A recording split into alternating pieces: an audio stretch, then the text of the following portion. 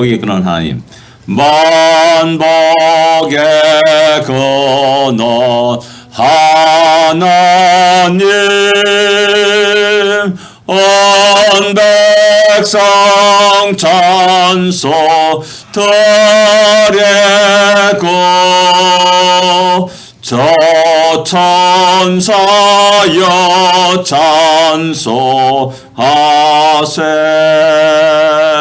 찬송 성부 성자 성령 아멘. 아멘. 만복의 근원이신 하나님, 오늘 우리에게 크신 복을 주실 것을 믿습니다. 364장 내 기도하는 그 시간입니다. 364장입니다. 내 기도하는 그 시간, 기도의 시간이 가장 즐겁고 기쁘다라고 귀하다라고 이렇게 이 작시자는 노래합니다. 왜 그런지를 한번 가사를 생각하면서 살펴보실 게 있기를 바랍니다. 364장입니다. 내 기도하는 그 시간 그때가 가장 즐겁다. 이 세상 근심 걱정에 얽매인 나를 보로사 내 친정사 원조 앞에 낱낱이 바로 아래여 근보랭당에 슬플 때 나 위로받게 하시네. 내 기도하는 그 시간 내게는 가장 귀하다. 저 광야 같은 세상을 끝없이 방황하면서 위태한 길로 나갈 때 주께서 나를 이끌어 그 보좌 앞에 나아가 그 은혜 받게 하시네. 내 기도하는 그 시간 그때가 가장 즐겁다. 이때 끝이여 건재로 내 마음 심히 아파도 참마음으로 내우쳐 다 성김없이 아뢰며 주 나를 위해 복주사 그 은혜 부어주시네. 내 기도하는 그 시간 그때가 가장 즐겁다. 주 세상에서 일찍이 저 요란한 곳 피하여 빈들에서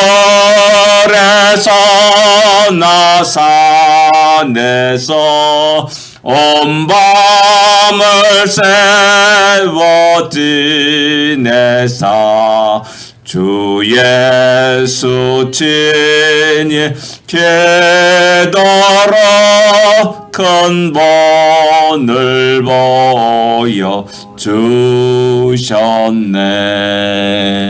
아멘. 기도하는 그 시간이 가장 기쁘고 즐거운 시간입니다. 아멘. 하나님이 우리의 아픔과 고통과 슬픔들을, 원통함들을 들어주십니다. 그리고 새롭게 우리에게 은혜를 부어주시고 복을 주시고 다시 일어나게 하시고 방황치 않게 하시고 하나님 영광을 위해 다시 살아갈 수 있도록 하시기 때문에 그렇습니다. 기도하는 곳에, 기도하는 그 시간에 어떤 변화가 일어나고 혁명이 일어나는 겁니다. 아멘. 다 같이 우리 신앙 고백 드리겠습니다. 전능하사 천지를 만드신 하나님 아버지를 내가 믿사오며 그 외아들 우주 예수 그리스도를 믿사오니 이는 성령으로 잉태하사 동정녀 마리아에게 나시고 본디오 빌라도에게 고난을 받으사 십자가에 못 박혀 죽으시고 장사한 지 사흘 만에 죽은 자 가운데서 다시 살아나시며 하늘에 오르사 전능하신 하나님 우편에 앉아 계시다가 저리로서 산자와 죽은 자를 심판하러 오시리라. 성령을 믿사오며 거룩한 공예와 성도가 서리웃하는 것과 죄를 사하여 주는 것과 몸이 다시 사는 것과 영원히 사는 것을 믿사옵나이다. 아멘. 14절, 15절, 16절 같이 읽겠습니다. 내 형제들아, 너희가 스스로 선함이 가득하고 모든 지식이 차서 능히 서로 권하는 자임을 나도 확신하노라.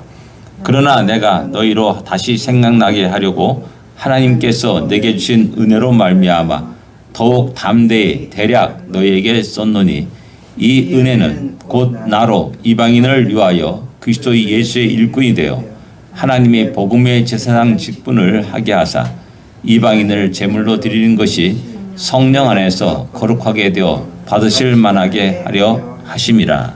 아멘. 내 형제들아 라고 말합니다. 친근한 말이죠. 사랑의 표현이라 할 수가 있습니다.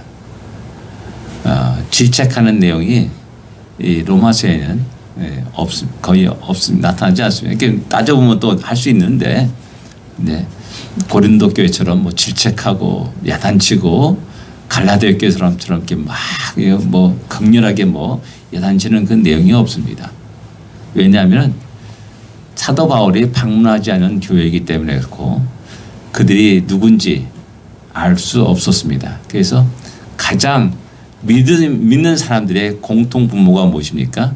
그것은 바로 복음이라는 겁니다. 그래서 복음에 대해서 쭉 논리 정연하게 기록해 나가고 있는 책이 이 로마서입니다. 그래서 다시 한번 내 형제들아 라면서 이렇게 이야기하면서 너희가 스스로 선함이 가득하고 라고 말하고 있습니다. 예, 로마 교회의 믿음이 온 세계에 전파되었다고 1장에 말합니다. 놀란 거죠.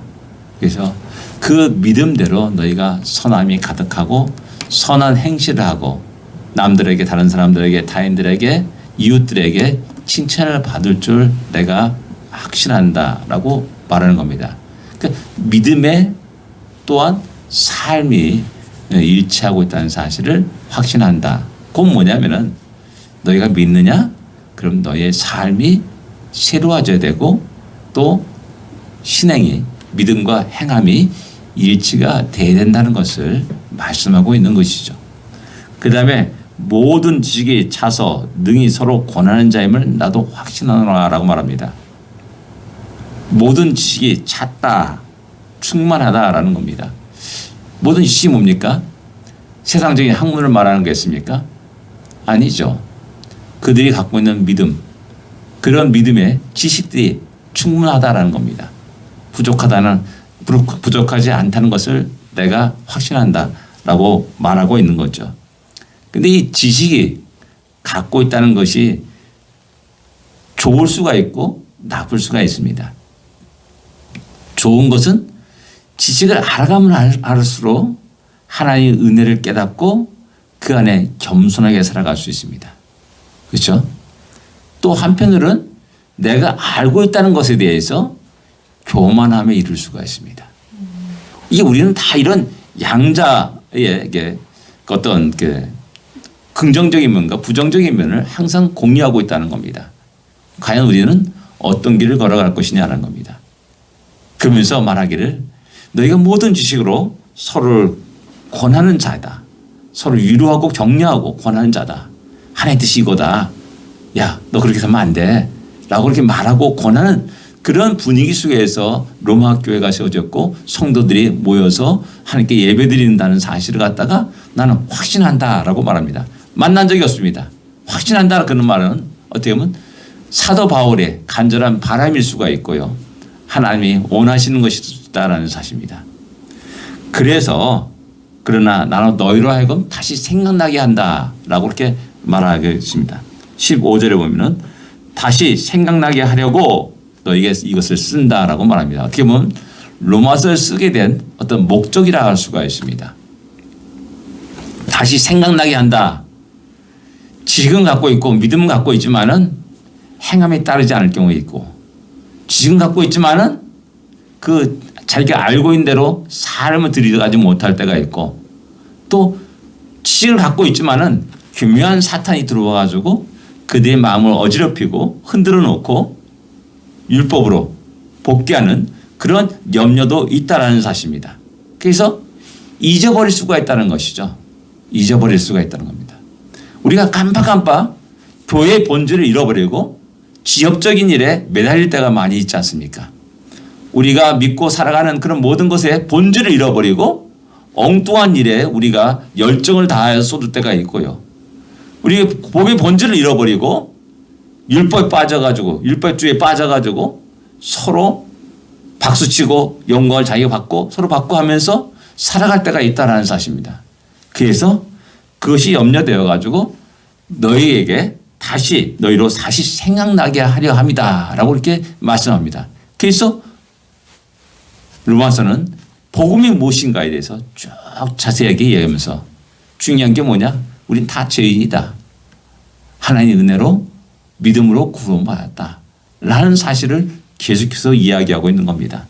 자기 자신의 이야기도 하기 위해서 습니까? 오라 난 공고한 사람이로다. 이 사망의 못에 누가 나를 건져내랴.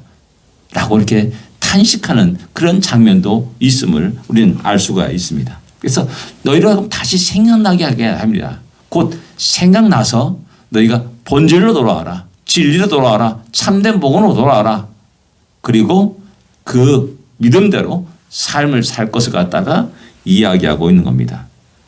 그래서 하려고 내게 주신 은혜로 말미암아 더욱 담대히 대략 너에게 썼다. 대략 썼다고 합니다. 대략 막 생각나 대략 썼습니다. 근데 참 놀랐습니다.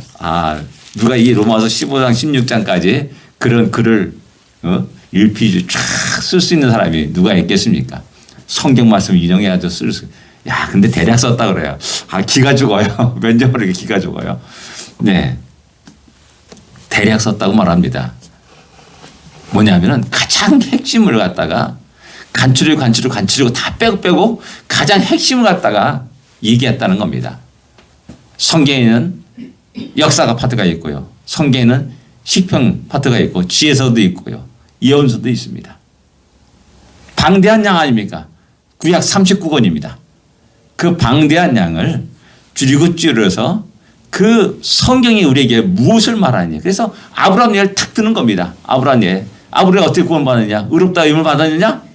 행함이 아니라 믿음으로 말미암아 의롭다함을 받았다라는 사실을 창세기에 있는 아브라함 예를 탁 끄집어내가지고 이야기하면 대략 얘기한 거잖아요. 창세기 50장까지 수많은 사람 이상 얘기도 있고 야곱 얘기도 있고 뭐 소돔과 고모라 얘기도 있고 노아의 시대 홍수도 있는 얘기도 있습니다. 다 빼고 아브라함 예를 딱 끄집어낸 겁니다. 이삭의 예는 이스마엘과 그건 갈라디아서죠. 네, 착하겠습니다. 예, 그런 예를 이렇게 얘기하는 겁니다. 대략적인 얘기를 했다라고 이야기하고 있는 겁니다. 근데 가장 본질적이고 핵심 내용을 갖다가 로마 교회 성도들에게 전하고 있다는 사실입니다. 그것이 오늘날 우리에게 전해지는 거라는 겁니다. 그래서 우리가 신약을 읽으면서 야, 신약만 좋아하고 신약만 읽는 사람이 있어요. 초창기 이제 초대 이제 처음으로 이제 예수 믿기 살아난 사람은 이제 신약만 알아요.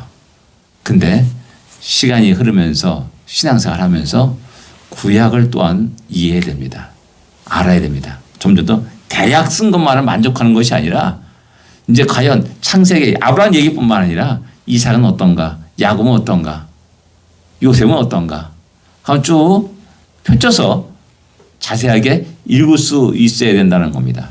그래야지 더욱더 풍성한 지식 속에서 하나님의 뜻과 계획들을 더욱더 확진할 수가 있고요. 그리고 또 믿음으로 나갈 수가 있는 겁니다.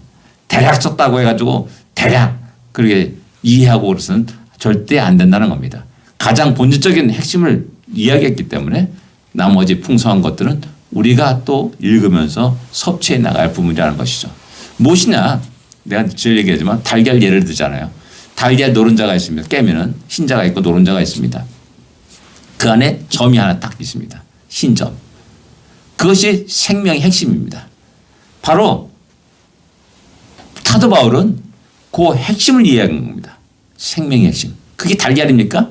그 핵심만 있다고 해가지고 그 달걀이 부화해가지고 병아리가 되는 거 아니지 않습니까? 병아리 되기 위해서는 노른자가 있어야 됩니다. 영양분이 있어야 되는 거죠. 그걸 또 보호하는 흰자가 있어야 되고 또 껍질도 있어야 됩니다. 그런 총체적인 것이 구약 안에 있는 겁니다. 그래서 우리가 더욱더 풍성한 하나님의 말씀에 대한 지식을 가지고 살아갈 수 있어야 됩니다. 내게 주신 은혜로 말미암아 했는데 그러면 17절에 16절에 넘어가면서 내게 주신 은혜가 무엇인지를 그 다음에 또 이야기합니다. 상당히 논리적인 글입니다. 대략 썼다고 해서 그냥 생각나는 막 얘기한 것이 아닙니다. 아주 논리적으로 이야기합니다. 내게 주신 은혜가 무엇이냐 16절에 보면은 이 은혜는 곧 나로 이방인을 위하여서 그리스도의 예수의 일꾼이 되었다라고 말하는 겁니다. 예수의 일꾼. 누구라도 일꾼이 되는 거 싫어합니다. 노동자라는 거 아니에요. 노동자. 섬기는 자, 종, 뭐 하인 그런 사람이라는 겁니다. 그러나 기꺼이 내가 너희를 위해서 이방인들을 위해서 그리스도의 일꾼이 복음의 일꾼이 되었다라고 말하면서 열심히 성실한 일꾼으로서 그 일을 감당하기를 원한다라고 말씀하고 있습니다. 예수 일꾼의 가장 핵심이 또 뭡니까? 그 다음에 나는 것이 복음의 재상 직분을 하는 것이다라는 겁니다. 복음의 재상 직분. 복음을 증거하는 겁니다. 복음을 소개하는 겁니다. 이방인 너희로 하여금 하나님께 나오도록 하게 하는 그 가장 본질적인 핵심을 갖다가 그런 이야기하고 있는 거예요. 자기 사명, 자기의 직분의 가장 중요한 핵심을 이야기하는 겁니다. 사도 바울은 이 사명과 이 직분을 결코 잊어버린 적이 없습니다. 그 본질을 떠난 적이 없습니다. 어디 가서나 그는 예수를 전하였고 복음을 전했습니다. 어떤 상황 속에서도 그는 그것을 위해서 자기의 시간을 들였습니다. 어떤 때는 내가 유대인처럼 되었고 어떤 때는 이방인처럼 되었고 어떤 때는 무식한 사람처럼 되었고 어린아이처럼 되었고 모든 상황 속에 맞춰서 그가 변하면서 오직 한 영혼을 구원하기 위해서 그 복음을 전했음을 갖다가 이야기하고 그것이 바로 내게 주신 하나님의 은혜다, 선물이다 라고 말하는 겁니다. 생각해 보세요. 많은 은퇴자들이 은퇴하고 나서 할 일이 없어가지고 시간이 너무 많아가지고 시간 계획을 짤 수가 없다는 겁니다. 시간 너무 많아가지고 한번 내가 오늘 할 일이 뭔가 남자와 여자가 다르대요. 남자들은 뭘 할까 아무리 해도 하루 24시간에 3분의 1도 채우지 못 10분의 1도 채우지 못한다는 거예요. 그 나머지 뭐예요? 아무 의미 없이 멍하니 있다가 하루를 보내는 겁니다. 그러니까 남자들이 은퇴하고 나서 그 쉽게 그냥 생을 마감하는 경우도 많이 있다는 겁니다. 근데 여자분들은 그렇지 않대요. 여자분들은 오늘 누구 만나고 누구 만나고 누구 만나고 어디서 무엇을 하고 무엇을 24시간이 모자랄 정도로 그 빡빡한 계획이 할 수 있다는 겁니다. 근데 사도 바울은 나는 그런 은혜를 받았다. 하루 1분 1초도 헛되이 보낼 수 없는 그런 하나님의 의를 맡았다. 일꾼으로서 그 말을 맡았다라고 이야기하고 있는 겁니다. 그래서 내가 살아있는 것이 감사한 것이고 내게 일할 수 있는 것이 감사한 것이고 더 특별히 우리가 교회를 섬기고 또 성도를 섬기고 이웃을 섬기는 것이 너무나 복되고 감사한 일이다라는 사실입니다. 이것이 하나님이 내게 주신 우리에게 주신 은혜라는 사실을 깨닫고 다시 한번 우리가 이 일을 위해서 힘써 또 전진하고 용기를 가지고 담대히 나갈 수 있기를 원합니다. 희닥거리는 것이 아니라 그 속에 복음을 증거하고 그 속에 그를 예수를 소개하고 그에게 교회로 나오게 하고 하는 이런 가장 근본적인 일들을 또한 잊어서는 안 될 것입니다. 기도하겠습니다. 하나님 아버지 은혜를 감사합니다.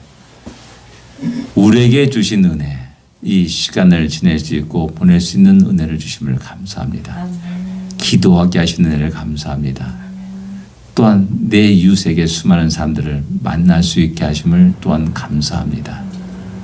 그러나 안타까운 것은 우리에게 은혜를 주신 그 삶을 드리지 못하는 것에 다시 한번 깨닫게 됩니다. 우리는 무엇을 위해서 일하고 무엇을 위해서 사람들을 만나고 무엇을 위해서 저 이곳에 있고 저곳에 있고 또 여행을 갑니까? 다시 한번 크리스찬으로서의 본질을 다시 기억나게 하여 주시옵소서. 우리가 이 땅에 살아가는 가장 중요한 목적이 무엇인지를 깨닫게 하여 주시옵소서.